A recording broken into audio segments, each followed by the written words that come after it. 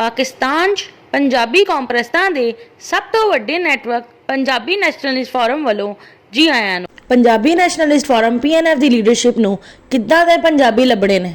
ਪੰਜਾਬ ਵਿੱਚ ਪੰਜਾਬੀ 12 ਕਰੋੜ ਨੇ, ਪਰ ਉਹ ਪੰਜਾਬੀ ਜਿਨ੍ਹਾਂ ਵਿੱਚ ਪੰਜਾਬੀ ਕੌਮ ਪ੍ਰਸਤੀ ਵੀ ਹੋਵੇਗੀ ਉਹ ਲੱਖਾਂ ਵਿੱਚ ਹੀ ਹੋਣਗੇ, जद कि जिन्हां पंजाबियों विच पंजाबी कौम प्रस्ती दे नाल नाल सियासी शोर भी होवेगा ਉਹ हज़ारां विच ही होणगे। हर कौम विच इदां ही हुंदा है, ना तो हर कौम दे सारे लोकां विच कौम प्रस्ती हुंदी है, ना सियासी शोर हुंदा है। जद कि हर कौम विच काम वाले बंदे ਉਹ ਹੁੰਦੇ ਨੇ ਜਿਹੜੇ ਸਿਆਸਤ ਦੇ ਮਾਹਰ ਖਿਲਾੜੀ ਵੀ ਹੁੰਦੇ ਨੇ। ਉਹ ਹਰ ਕੌਮ ਵਿੱਚ ਸੈਂਕੜਾਂ ਦੀ ਤਾਦਾਦ ਵਿੱਚ ਹੀ ਹੁੰਦੇ ਨੇ।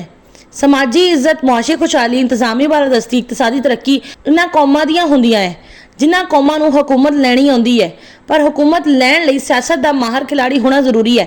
पंजाबी नैशनलिस्ट फोरम PNF ते पंजाबी कौम प्रस्तां नूं तैयारी करवानी है, सियासी शऊर वाले पंजाबियां नूं सियासत दा माहर खिलाड़ी बनाना है।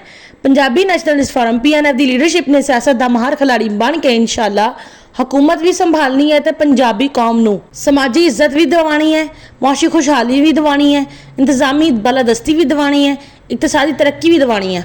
इसलिए पंजाबी नैशनलिस्ट फोरम PNF की लीडरशिप ने वो पंजाबी लभने ने ਜਿਹੜੇ सियासत के माहर खिलाड़ी ना भी होण ते फिर भी घट तो घट सियासी शऊर वाले पंजाबी जरूर होण, ताकि इन्हां सियासी शऊर वाले पंजाबियों नूं सियासत का माहर खिलाड़ी बनाया जा सके। जिन्हां पंजाबियों विच पंजाबी कौम परस्ती नहीं है वो पंजाबी PNF के काम दे नहीं ने। जिन्हां पंजाबियों में सियासी शऊर ही नहीं है, इन्हां पंजाबियों ने तो PNF की लीडरशिप का वक्त ही खराब करना है।